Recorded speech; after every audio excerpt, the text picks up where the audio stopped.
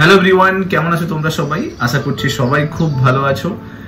একটা কোয়েরি তোমাদের মধ্যে অল টাইম চলতে থাকে এবং তোমরা নিউমেরাস টাইম আমাকে কিন্তু কোয়েশ্চেন জিজ্ঞেস করেছো, সেটা মেসেজে হোক কলে হোক, যে এই সমস্ত যে competitive exam, miscellaneous, clerkship, WBCS, এই সমস্ত এক্সামে কোন জিনিসটার উপর ফোকাস করা উচিত? এমসিকিউর উপরে বেশি ফোকাস করা উচিত না টেক্সট বুকের উপরে বেশি ফোকাস করা উচিত? না, এটা নিয়ে না অনেক কনফিউশন তোমাদের মধ্যে রয়েছে।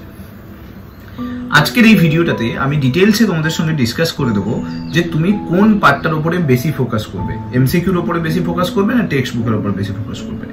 দেখো, প্রথম কথা বলি যে তোমাকে না প্রথমে আইডেন্টিফাই করতে হবে নিজেকে যে তুমি কোন পিরিয়ডে রয়েছো। তার মানে কি, অর্থাৎ তোমার যে প্রিপারেশন লেভেল সেটা কোন জায়গায় রয়েছে। তুমি একদম স্টার্ট করেছো, না তুমি কিছুটা স্টার্ট করেছো, মিনিমাম 50% সিলেবাস তোমার কভার হয়ে গেছে, না তোমার পুরো সিলেবাসটাই কমপ্লিট হয়ে গেছে, জাস্ট রিভাইজ করছো। এই তিনটে সেগমেন্টে নিজেকে কিন্তু ডিফাইন করতে হবে প্রথমে।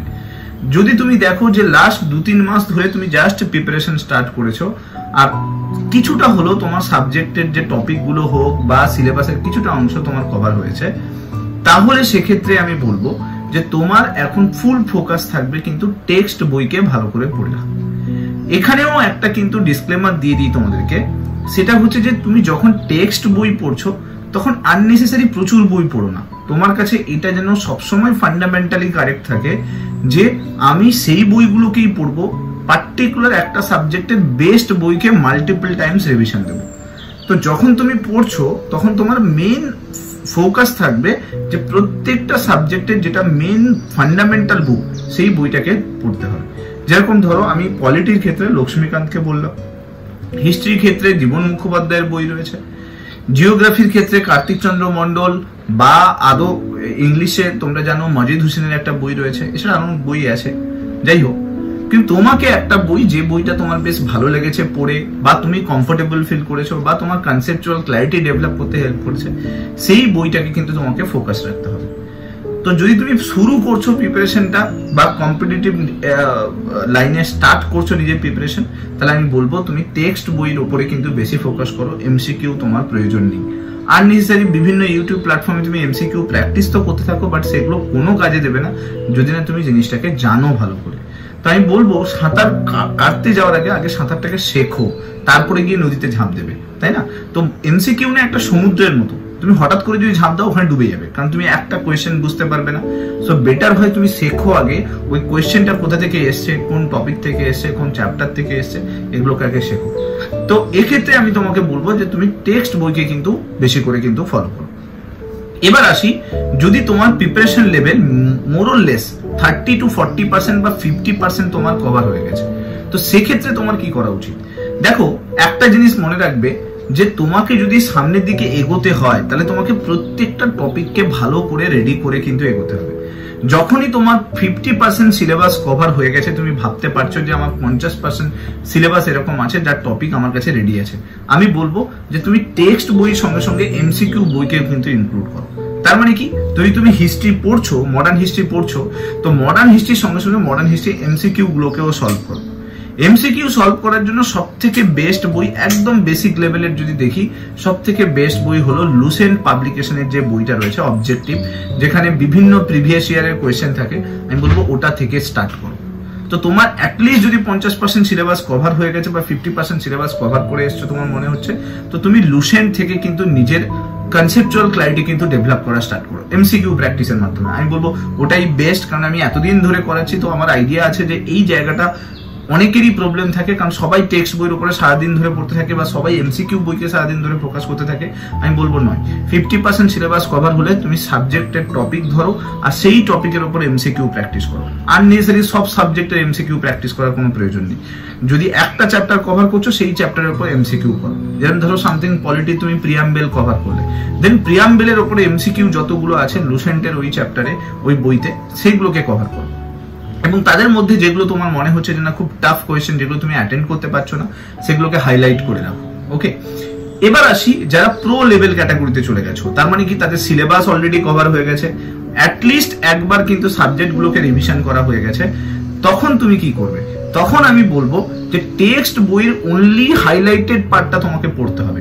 সবসময় মনে রাখবে টেক্সট বই কিন্তু তোমাকে পড়তেই হবে। তুমি যে টিউশন মাস্টারের কাছে পড়ে নাও, যে স্যারের কাছে পড়ে নাও, যে নোটস পড়ে নাও, আমি বলবো টেক্সট বইয়ের বিকল্প কিছু নেই। তুমি টেক্সট বইকে ভালো করে পড়ো, মাল্টিপল টাইমস পড়ো, এবং তোমার যেগুলোতে মনে হচ্ছে যে এই জায়গাগুলো ইম্পর্টেন্ট, বা কোনো স্যার ক্লাসে করিয়েছে, সে বলেছে যে এই জায়গাগুলো ইম্পর্টেন্ট আছে, তুমি সেগুলোকে হাইলাইট করে রাখো। দেন তারপরে যখন তুমি রিভিশন করতে যাবে, যখন তোমার সিলেবাসটা কভার হয়ে গেছে, এবার তুমি যখন রিভিশন করতে যাবে, তখন তুমি ওই হাইলাইটেড পোর্শনটা কিন্তু বারবার করো। এবং তোমার যেটা করা দরকার সেটা হচ্ছে এমসিকিউর ওপরে কিন্তু বেশি করে ফোকাস করা, কারণ তোমার টেক্সট বই অলরেডি তুমি একবার রিভিশন দিয়ে দিয়েছো, তো তোমার উচিত এবার কিন্তু এমসিকিউতে বেশি ফোকাস করা। এমসিকিউ করতে গিয়ে তুমি দেখতে পাবে বহু নতুন নতুন কোয়েশ্চেনের সামনাসামনি হবে। তো তোমার কাজ কি থাকবে, ধরো কোনো একটা চ্যাপ্টারে তুমি এমসিকিউ করছো, বিভিন্ন সোর্স থেকে এমসিকিউ করবে। লুসেন্ট আছে, দিশা পাবলিকেশনের বই রয়েছে, অ্যারিহান্টের অবজেক্টিভ বই রয়েছে, তরুণ গোয়েলের অবজেক্টিভ রয়েছে, এছাড়া নিউমেরাস মক টেস্ট অনলাইনে পড়ে রয়েছে, নিউমেরাস ওয়েবসাইট অনলাইনে রয়েছে, সেখান থেকে তুমি প্র্যাকটিস করবে। এবার তুমি যে কোয়েশ্চেন গুলো তুমি দেখছো যে না এই কোয়েশ্চেনটা আমার হচ্ছে না, বা এই কোয়েশ্চেনটা আমি অ্যাটেন্ড করছি এখন তখন করে উঠতে পারছি না, বা তার কনসেপ্টটা আমার মনে পড়ছে না, তো চেষ্টা করো ইমিডিয়েটলি সেই কোয়েশ্চেনটাকে কোনো একটা কপিতে নোটস বানিয়ে নিতে, নোট ডাউন করে নিতে। এতে কি হবে, তোমার না মানে এক্সপোজারটা বাড়বে, কারণ কি তুমি অনেক কোয়েশ্চেন এরকম পাবে যে কোয়েশ্চেন গুলো তোমার জানা থাকবে না, সেই কোয়েশ্চেন গুলোর এক্সপোজার কিন্তু বাড়তে থাকবে। তো এক্ষেত্রে তোমাকে কিন্তু এমসিকিউর উপর বেশি ফোকাস করতে হবে। টেক্সট বইয়ের উপরে যেগুলো করে নিয়েছো বাস এনাফ, তাকে বারবার রিভিশন দাও সময় করে, কিন্তু এমসিকিউ প্র্যাকটিসের উপর জোর দাও। তাহলে হোপফুলি বোঝাতে পারলাম যে কোন জায়গাটায় ফোকাস করা দরকার আছে। এটা নিয়ে না অনেক মিথ আছে, সবাই বলে যে এমসিকিউ প্র্যাকটিস করা খুব দরকার, কেউ বলে তোমাকে টেক্সট বই পড়া খুব দরকার, কিন্তু তোমাকে বুঝতে হবে যে তুমি কোন পিরিয়ডে এই মুহূর্তে রয়েছো। তোমার কি একদম বিগিনিং পিরিয়ড, না তুমি 50% সিলেবাস কভার করেছো, না তোমার মোরলেস ম্যাক্সিমাম সিলেবাস কভার হয়ে গেছে, শুধু তোমাকে রিভাইজ করতে হবে। তো তুমি যে পিরিয়ডে থাকবে সেই পিরিয়ডের বেসিসে কিন্তু তোমাকে ডিসাইড করতে হবে তোমার কি করা উচিত। এটা নয় যে যেটা বলে দিল, কেউ বলে দিল টেক্সট বই পড়তে তুমি টেক্সট বই পড়ছো, কেউ বললো এমসিকিউ বই পড়তে তুমি এমসিকিউ বই পড়ছো, তো এটা নয়, এটা করা যাবে না। সবসময় জেনে রাখো তুমি একজন সিভিল সার্ভেন্ট অ্যাসপিরেন্ট হতে রয়েছো, বা তুমি একটা কম্পিটিটিভ স্টুডেন্ট, এক্সামের কিন্তু স্টুডেন্ট, যেখানে তোমাকে হাজার জনের সঙ্গে লড়াই করতে হবে। নিজের স্ট্র্যাটেজি নিজেকে তৈরি করতে হবে, কেউ তৈরি করে দিয়ে যাবে না।